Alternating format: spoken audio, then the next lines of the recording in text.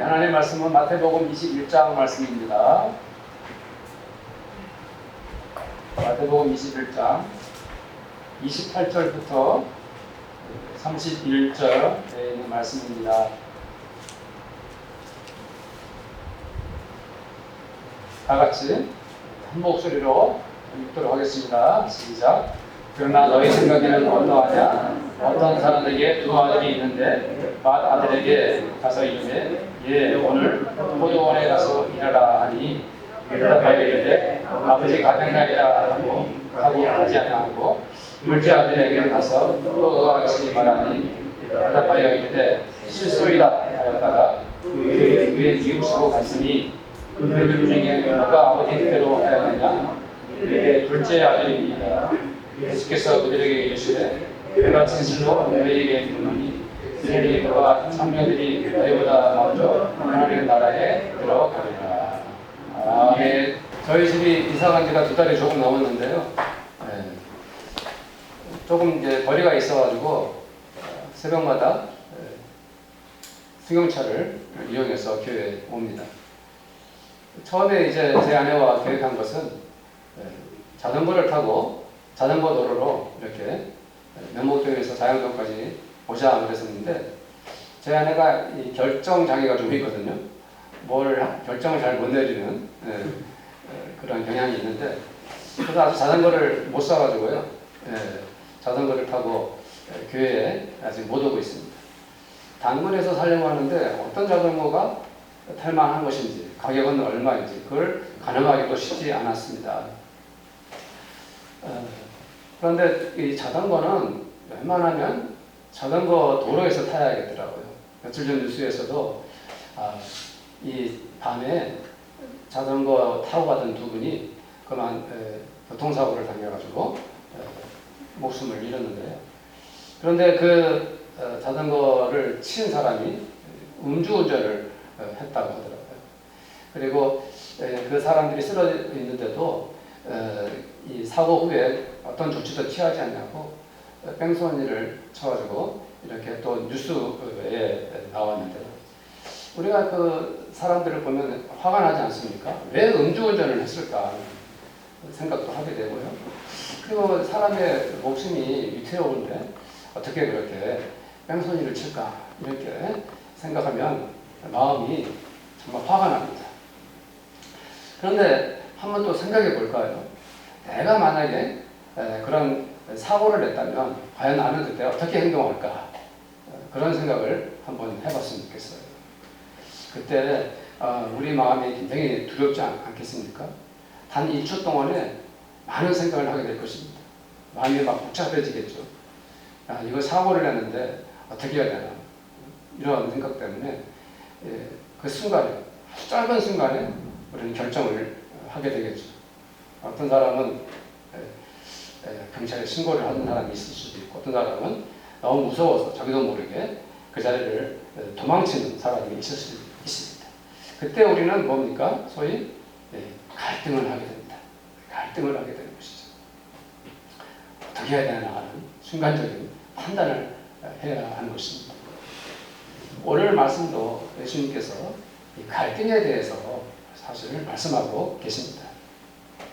오늘 말씀 우리가 읽었지만은 한 아버지가 맏아들에게 너 포도원에 가서 일해라 했더니 그 아들이 네 아버지 가겠습니다 하고 말했는데 나중에 이 맏아들이 가지 않았어요.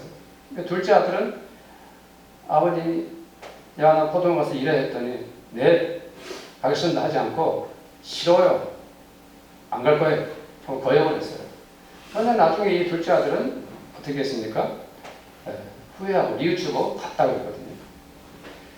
그러면 이 첫째 아들을 잠깐 생각해 보면은 첫째 아들은 과연 어땠을까요? 처음부터 아버지한테 가겠습니다 하고 겉으로는 말해놓고 계획적으로 그렇게 말해놓고 안 간 걸까요? 아니면 처음에 가겠습니다, 네 가겠습니다 했던 말은 사실은 갈 생각이었는데 나중에 마음이 바뀐 것인가요? 부모님들 생각 어떻습니까?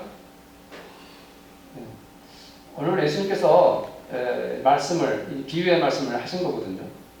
그것은 처음부터 의도한 바가, 예수님께서 의도한 바가 있어요. 그것은 마다들은 처음부터 갈 생각을 가지고 예했다가 나중에 마음을 바꾼 것이다 라는 것이고요. 이 둘째 아들도 처음에는 안 가겠습니다 하고 솔직히 정말로 가기 싫어서 안 가겠다고 했는데 나중에 뉘우치고 갔다는 것을 주님께서 말씀하십니다.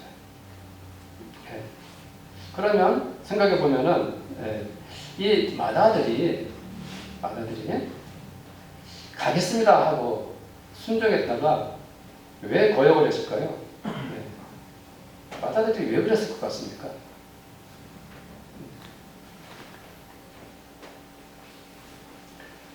이 마다들이 처음에는 아버님 말씀하시니까 네 가겠습니다고 했다가 나중에 가기 싫어진 거죠. 가고 싶지 않다. 그래서 갈등을 하죠. 분명히 갈등을 했을 것입니다. 가야 돼 말아야 돼. 근데 되게 가기 싫다. 아버님한테 간다고 했는데 어떡하지? 하다가 마지막 결정을 어떻게 내렸습니까? 포도원에 안 가는 걸로 결정을 내린 겁니다. 둘째 아들도 마찬가지로 갈등을 겪게 됩니다. 처음에 가기 싫어요. 안 가겠어요 라고 거역을 했죠. 그런데 나중에 마음의 갈등이 찾아옵니다. 이거 아버님 말씀하셨는데 이거 내가 안 가면 아버님이 속상하지 않으실까? 화를 내지 않으실까? 하고 이렇게 갈등을 하다가 이 둘째는 포도원에 간 것입니다. 부모님들 무슨 생각이 드십니까? 혹시나 이 맏아들과 둘째 아들을 보면서 이거 내 얘기네 하는 생각이 혹시 안 드십니까? 나도 그랬어. 나도 그런 경험이 있지. 네. 어느 날은 내가 맏아들이 되었다가 어느 날은 내가 둘째 아들이 되어 있는 거죠. 혹시 그런 생각 안 드십니까? 네. 완벽한 성도라면 처음부터 순종하고 마지막까지 순종하는 그런 경험이 있지만 참 그게 쉽지가 않죠. 그렇지 않습니까? 우리가 사실 교회 다니는 것 자체가 우리는 하나님의 말씀을 듣고 또 은혜 받고 그리고 우리가 다짐을 하죠. 하나님 감사합니다. 이 말씀이 너무 좋네요. 하나님 아멘. 하나님 정말 믿습니다. 이렇게 고백하고 말하고 나서 실제 생활에서는 하나님의 뜻을 거역할 때도 우리가 많이 있죠. 솔직한 고백입니다. 저도 마찬가지입니다. 그렇게 하나님 앞에 아멘 해놓고 뜻밖에도 저 성도는 저 목사는 저럴 사람이 아닌데 하고 이렇게 불순종하는 거죠. 뜻밖이다 이 말이죠. 우리는 때로 이제 그 기독교인들이 사회적 문제를 일으키는 것을 뉴스로 접하곤 하는데요. 근데 그런 분들 중에는 교회 목사들도 있고 또 사회 전력 인사인데 그 사람을 봤던 종교가 기독교인이다. 그런데 법을 어기거나 도덕적인 잘못을 저질러서 뉴스거리가 되면서 하나님의 영광을 가리지 않습니까? 그런 일들을 우리가 자주 경험하게 되는데 그 사람들이 왜 하나님을 믿으면서도 죄를 저질렀을까요?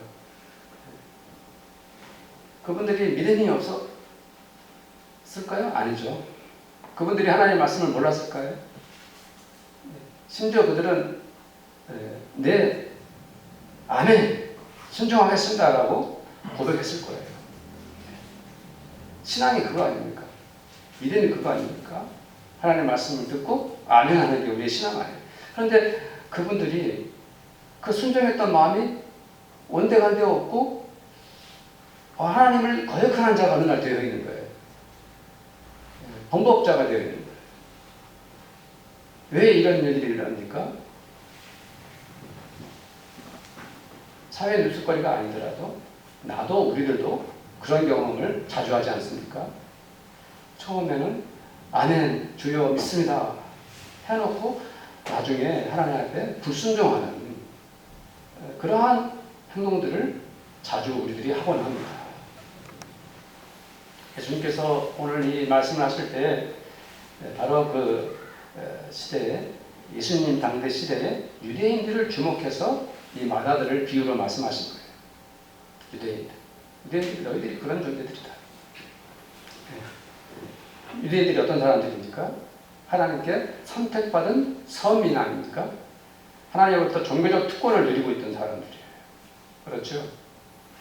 그들의 자부심이 얼마나 대단합니까? 그들은 종교적 우월주의에 빠져가지고 나는 하나님의 은혜를 입었고 하나님께 택함 받았고 우리는 선민이다. 그것을 상대적으로 말하면 무슨 생각이 드는 겁니까?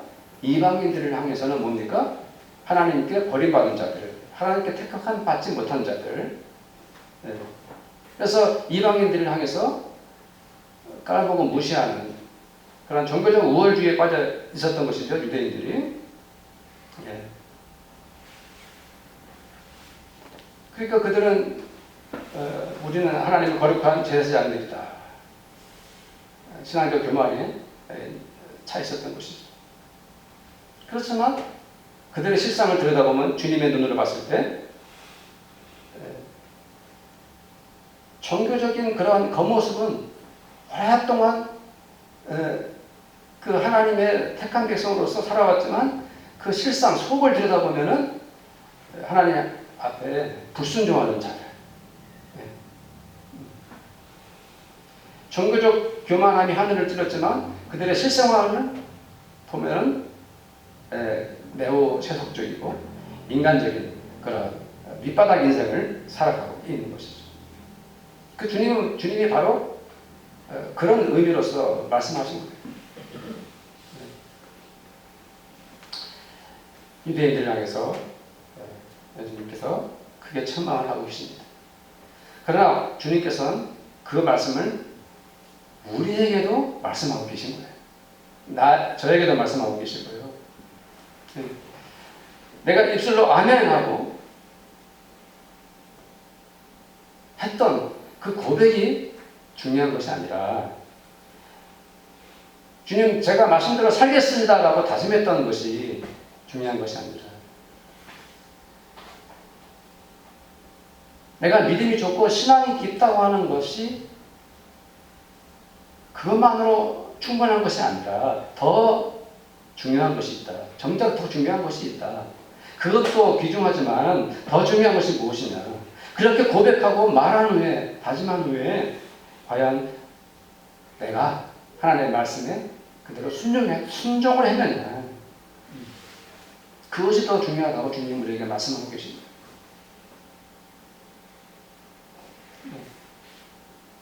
우리는 착각을 해서는 안 됩니다. 그것은 내가 어젯밤에 많은 은혜를 받았고 내가 정말 하나님께 거룩한 신앙 고백을 했고 하나님께서 나를 얼마나 사랑하시는지 정말 많은 풍성한 기쁨과 은혜를 누렸습니다. 했다면 그렇게 간증한 그 성도는 그 은혜와 그 기쁨과 감사를 실제 생활에 그대로 끌고 와서 그 생활 속에서 또한 뭡니까? 그 은혜를 누리고 살아야 하는 것입니다.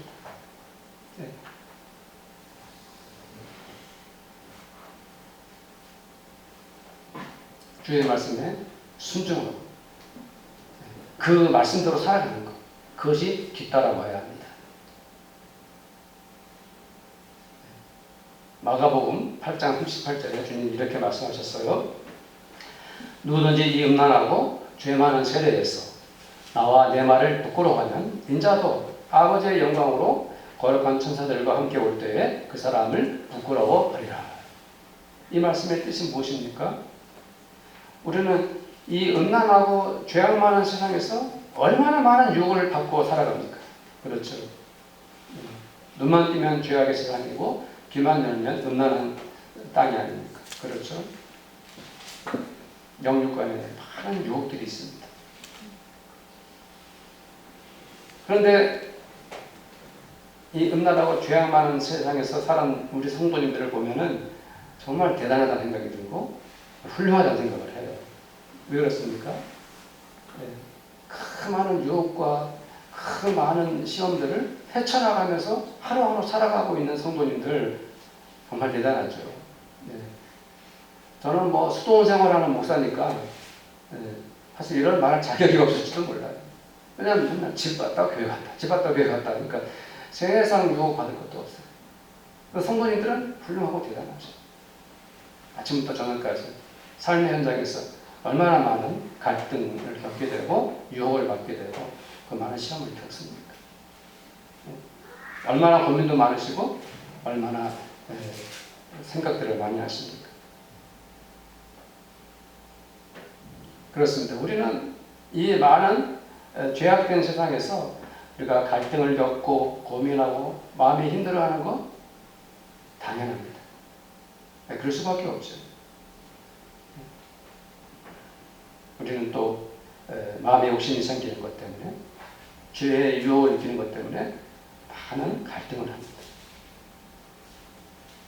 성도님들이 죄의 유혹을 느끼거나 갈등을 하는 건 죄가 아닙니다. 그렇죠? 주님께서도 이 세상 사시면서 사단에게 죄의 유혹을 받으셨으니까요. 그러나 중요한 것은 바로 그런 세상의 모든 그러한 유혹과 죄악의 세력 앞에서 우리가 그 갈등하고 고민하면서 마지막 결정을 어떤 결정을 내리느냐 이것이 중요한 것입니다. 어떤 결정을 내리느냐. 요즘에 내로남불이라는 그런 말이 유행하고 있지 않습니까? 이게 무슨 사자성어가 아니라 신조어인데 내가 하면 로맨스요, 남이 하면 불륜이다 이런 말 아닙니까? 그 죄를 짓는 것도 마찬가지예요. 남이 죄를 지면 막 욕을 합니다. 막 대들고 댓글을 쓰고 비난을 합니다. 분노하고. 그런데 정작 내가 죄를 지면 내 죄에 대해서 너무 내가 반대하고 어쩔 수 없는 상황이었어. 죄를 지었지만 그럴 수도 있지. 심지어 이렇게 말할 수도 있죠. 내가 이렇게 연약해서 죄를 지었지만 하나님께서 나를 용서해 주시겠지. 하나님은 내 마음 이해하시겠죠. 우리는 불순종하면서도 그 불순종을 합리화합니다. 주님께서 다 용서해 주실 거야. 이런 마음을 갖게 되는 것이죠.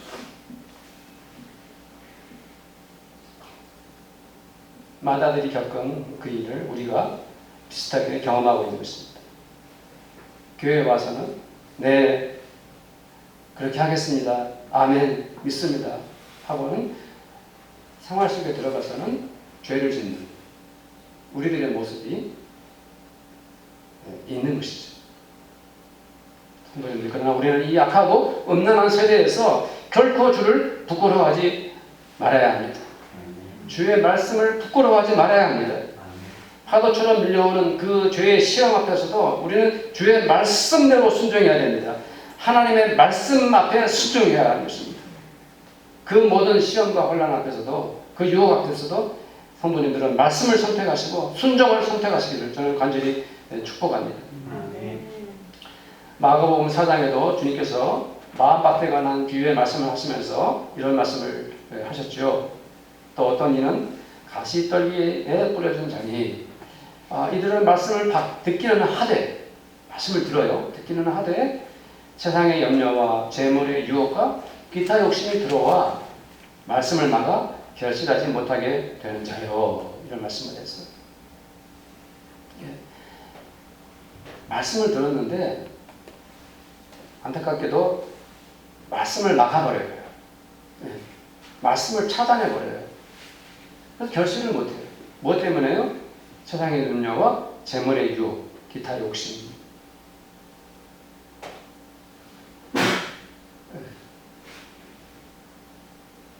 말씀대로 순종하자니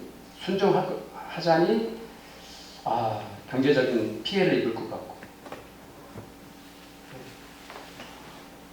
또 말씀에 불순종하자니 내 믿음이 하나님께 부끄럽고 이럴 때 우리는 그 어떤 것도 하나님의 말씀을 막아서는 것이 우리한테 있게 해서는 안 되는 것입니다. 세상에 염려가 밀려올 때 우리는 담대한 믿음을 가지셔야 합니다. 재물의 유혹에 파고들 때 바로 그때 갈등하고 고민하시다가 결정하셔야 됩니다. 하나님 말씀 앞에 순종하겠습니다. 하나님의 뜻에 무릎을 꿇겠습니다. 하나님 결단을 내리셔야 하는 것입니다. 잠깐 힘들고 지금 어렵더라도 말씀에 순종하면 끝내 하나님께서 그 성도에게 하나님께서 주시고자 하는 더 좋은 것으로, 더 풍성한 것으로 채워주신다는 것을 믿으시기를 축복합니다. 히브리서 5장 8절 9절 말씀입니다. 예수님은 하나님의 아들이셨으나 몸소 여러 가지 고난을 통해 순종을 배워서 완전하게 되셨고 자기에게 순종하는 모든 사람들에게 영원한 구원의 근원이 되셨다 말씀해 주셨습니다. 예수님께서도 몸소 여러 가지 고난을 통해서 무엇을 배우셨다고요? 순종을 배우셨어요. 예수님은 거룩하신 분이시고 하나님의 아들이기 때문에 거침없이 순종을 하신 것이 아니라 그 많은 시험과 여러 가지 상황과 처지 속에서 많은 결정을 내려야 되고 고민하고 갈등하시는 그 모든 상황 속에서 고난 속에서 무엇을 배우셨습니까? 순종을 배우셨어요. 우리들이 바로 그러한 믿음을 가지시기를 저는 간절히 축복합니다. 고난을 통해서 순종을 배우는 성도님들이 되시기를 축복합니다.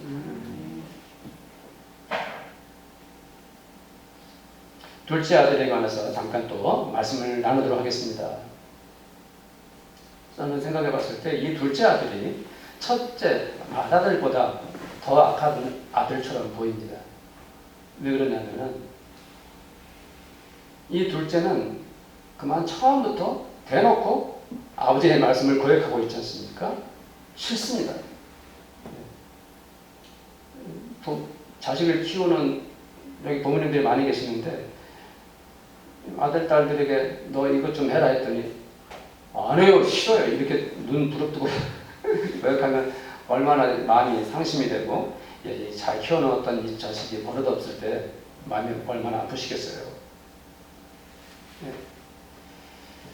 예수님은 이 둘째 아들을 셀이나 창기 같은 사람이었다라고 말씀하고 있어요. 이 둘째 아들은 유대인들에 비하면 아주 비천하고 버림받은 자처럼 생각되는 것이죠. 사람들에게 손가락질을 받고 많은 사람들이 무시하고 깔보는 그러한 사람이에요. 그러니까 이 둘째 아들은 아버지와 관계가 아주 좋지 않았던 거예요.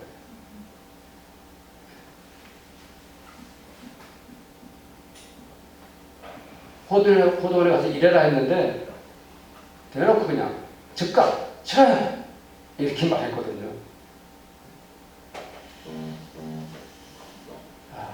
이 맏아들에 대해서 이 둘째 아들은 매우 소극적이고 패배의식에 빠져 있었겠죠.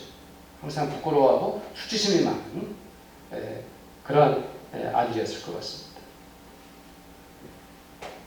사마리아 사람 같았고 창녀와 세리 같은 그러한 품성을 가지고 있던 사람입니다. 그런데 이런 신앙적 열등감, 패배의식, 소극적인 마음, 그리고 하나님이 무슨 말씀을 하더라도 무조건 싫은 거예요. 그리고 이런 사람은 하나님의 얼굴 보기를 힘들어하죠. 하나님을 대면하기를 싫어해요. 그래서 교회에 와도 신앙생활을 하지만은 하나님과 나의 관계가 늘 삐덕거리는 사람이죠. 하나님을 도망치고 싶은 사람입니다. 이런 사람은 하나님이 무슨 말씀을 하시더라도 자꾸 싫다고 하는 사람입니다. 우리가 이런 둘째 아들의 유형에 빠질 수가 있습니다. 마음이 망가져가지고 마음이 굳어져가지고 말씀이 귀에 안 들리고요. 하나님께서 무슨 말씀을 하시더라도 거부감이 생기고 짜증나고 화를 내는 그러한 이 그리스도인들이 참 생각보다 많거든요.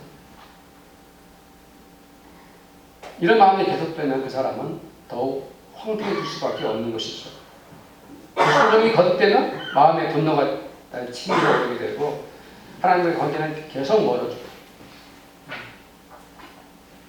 누가 어떤 말을 하더라도 그 굳은 마음을 녹여낼 수가 없는 것이죠.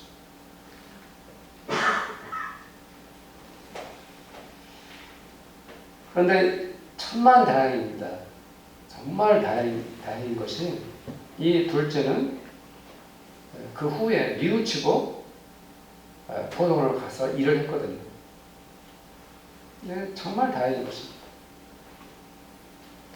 근데 주님께서 바로 여기 버림받은 세리와 창녀와 세리 같은 자들이었던 그 사람들이 오히려 하나님 나라에 먼저 갈 것이다 하는 말씀을 통해서 아무리 과거에 죄를 짓고 부끄러운 결정을 내렸고 하나님과 관계가 수치스러웠고 정말 창피한 인생을 살았고 날마다 패배주의와 열등감에 시달리고 살았다 할지라도 아무리 부끄러운 인생을 살았더라도 그 후에 뉘우치고 하나님 앞에 돌아와 순종한다면 오히려 이 사람들이 하나님 나라에 먼저 갈 것이다 라고 주님께서 말씀하고 계신 것입니다.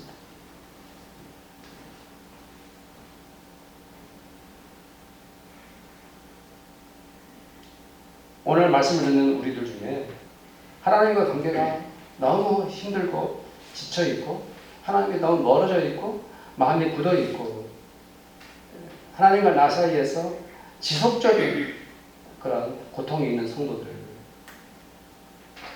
후회하고 뉘우칠 시간을 가지셔야 합니다. 정말 그런 시간을 가져보세요. 하나님 잘못했습니다. 하나님 제가 잘못했습니다. 저를 용서해 주십시오. 하나님 제가 결정을 잘못했습니다.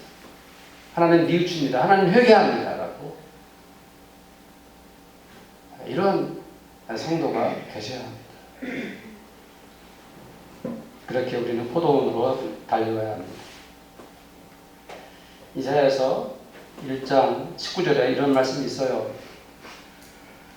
너희가 즐겨 순종하면 땅에 아름다운 수산을 먹을 것이요. 저도 그렇고 우리들이 오해를 하죠. 순종은 어려운 것이다. 힘든 것이다. 십자가를 짊어지는 것이다. 이렇게 생각하는데 하나님의 마음이 어디에 있습니까? 왜 하나님께서 우리에게 순종하라고 말씀하십니까? 하나님의 계획과 뜻이 무엇입니까? 너희가 즐겨 순종하면 땅에 아름다운 수산을 먹을 것이요. 하나님께서 하나님의 아들, 딸들이 순종한다면 내가 너희들에게 풍성한 복으로 채워주실 것이다. 하나님 그것을 원하시기 때문에 우리에게 순종을 말씀하고 계시는 것이죠. 순종하여 하나님께 영광을 누리시기를 축복합니다. 순종하여 내 마음에 은혜와 기쁨과 감사가 넘쳐나기를 축복합니다. 성도님들 오늘 말씀을 통해서 우리 성도님들은 어떤 도전을 받으십니까? 우리는 오늘 말씀을 통해서 무슨 은혜를 받으셨습니까? 오늘 말씀을 듣고 나는 무엇을 뉘우칩니까?